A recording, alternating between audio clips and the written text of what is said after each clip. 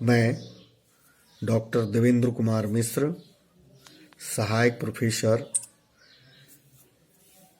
GLS college Majhwalia, west Champaran, department of history. इस महामारी के बीच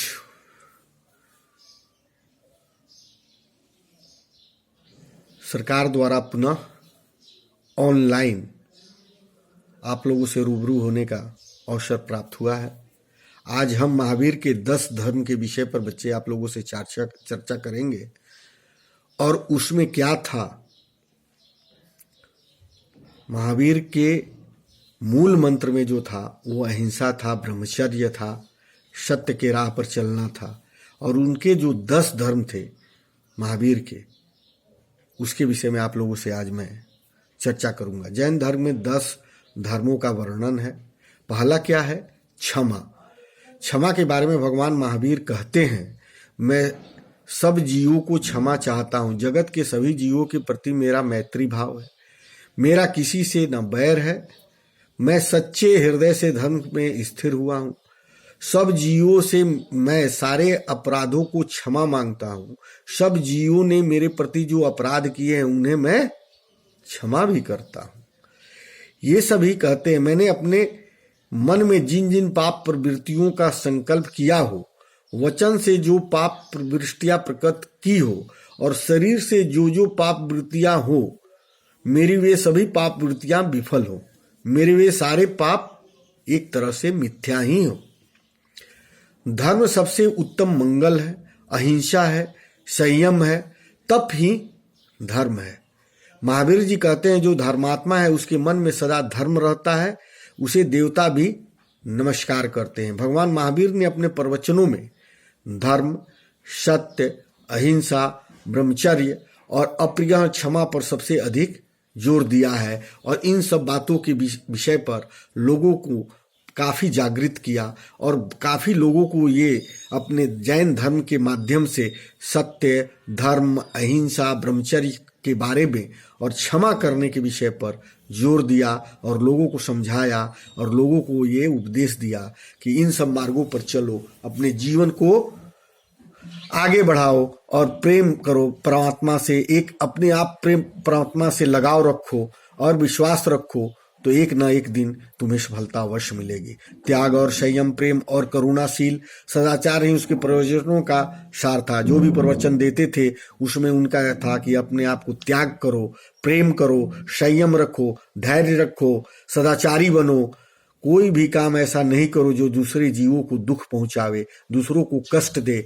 ऐसा कोई भी अपना कार्य नहीं करो। तीर्थंकर महावीर की केवल का काल 30 वर्ष का था।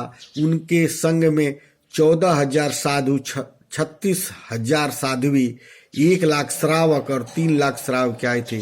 भगवान महावीर ने ईसापुर 527 से 72 वर्ष की आयु में बिहार के पावपुरी राजगीर में कार्तिक कृष्ण अमावस्या को मोक्ष की प्राप्ति की थी। उसी दिन वो उनकी मृत्यु हो गई थी। उनके साथ अन्य कोई मुनि मोक्ष को प्राप्त नहीं हुए। पावपुरी में एक जल मंदिर स्थित है, जिसके बारे में कहा जाता है कि यही वह स्थान है जहां पर महावीर स्वामी को मोक्ष की प्राप्ति हुई थी। वर्तमान में हम देखते हैं कि अशांत, आतंकी, भ्रष्ट और हिंसक वातावरण में महावीर की अहिंसा की शांति प्रदान कर सकती है।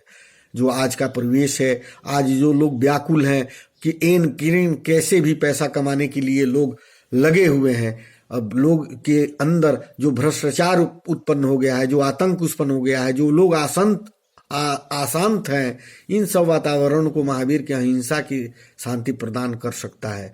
महावीर की अहिंसा केवल सीधे वध को हिंसा नहीं मानती, अपितु मन में भी किसी के प्रति अगर विचार बुरा आता है, ये भी एक प्रकार का हिंसा है। वर्तमान युग में प्रचलित नारा समाजवाद तब तक सार्थक नहीं होगा जब तक हम आर्थिक विषमता को दूर नहीं करेंगे। एक ओर अथाह पैसा तो दूसरी ओर अभाव ही अभाव है। इस असमता की खाई को केवल भगवान महावीर की अपरिग्रह का सिद्धांत ही भर सकता है। अपरिग्रह का सिद्धांत कम साधनों के अधिक संतुष्टि पर बल देता है। यह आवश्यक से ज्यादा रखने की सहमति नहीं देता। जितनी जरूरत हो, साईं इतना दीजिए जामे कुटुंब समाए, मैं भी भूखा न रहूं साधु भूखा न जाए। ईश्वर इतना ही दो, इतना ही स्वस्थ रखो, निर्विघ्न रूप से रखो, किसी तरह का विचार गंदा नहीं करो, सत्य के मार्ग पर चलने के प्रयास करो, इसलिए सबको मिलेगा और भरपूर मिलेगा। जब औचित्य की भावना का प्रचार प्रसार और पालन होगा तो चोरी लूट मार का भय ही नहीं होगा। सारे जगत में मानसिक और आर्थिक शांति स्थापित होगी। चरित्र और संस्कार के अभाव में सरल सादगी पूर्ण और गरिमा में जीवन दुर्लभ होगा। अगर इन सब बातों पर, सत्य के राह पर अच्छे संस्कार के साथ अगर आप नहीं चलेंगे तो जीने का जो मजा है वो आप महसूस नहीं कर पाएंगे। भगवान महावीर ने हमें मृत कलश ही नहीं, उसके रसपान का मार्ग भी बताया है। इतने वर्षों के बाद भी भगवान महावीर का नाम स्मरण उसी श्रद्धा और भक्ति के साथ लिया जाता है। इसका मूल कारण यह है कि महावीर ने इस जगत को न केवल मुक्ति का संदेश दिया अपितु मुक्ति के सरल और सच्ची राह भी बताई। भगवान महावीर ने आत्मिक और शाश्वत सुख की प्राप्ति हेतु अहिंसा धर्म का उपदेश दिया। उसके कई तरह के काव्य भी लिखे, साहित्य लिखे। वर्धमान स्रोत में 64 श्लोक में महावीर स्वामी की स्तुति की गई है। इसकी रचना मुनि प्रणय सागर ने की है। मुनि प्रणय सागर ने वीर अष्टकम भी लिखा है। महाकवि पद्म की महावीर रास इसका रचना काल की 18वीं सदी का मध्यकाल का है।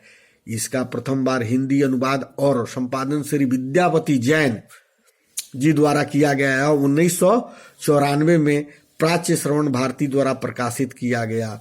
आप उनकी कई तरह की मूर्तियां देखते होंगे। आप चले जाइए वैशाली में, आप चले जाइए कुशीनगर में, आप चले जाइए राजगीर में। उनके जो पद्मासन मुद्रा का भगवान महावीर की विशालतम ज्ञात प्रतिमा है, जो बहुत जगह है, जैसे मध्य प्रदेश में भी है, थिराई कोयल में भी, उनके तमिलनाडु में भी है भगवान महावीर। और अन्य 23 तीर्थंकर बदामी गुफा कर्नाटक में भी है। भगवान महावीर की इस प्राचीन प्रतिमाओं को देश और विदेश के संग्रहालयों में दर्शन होते हैं। महाराष्ट्र के एलोरा गुफाओं में भगवान महावीर की प्रतिमा मौजूद है। कर्नाटक की बदामी गुफाओं में भी महावीर की प्रतिमा स्थित है।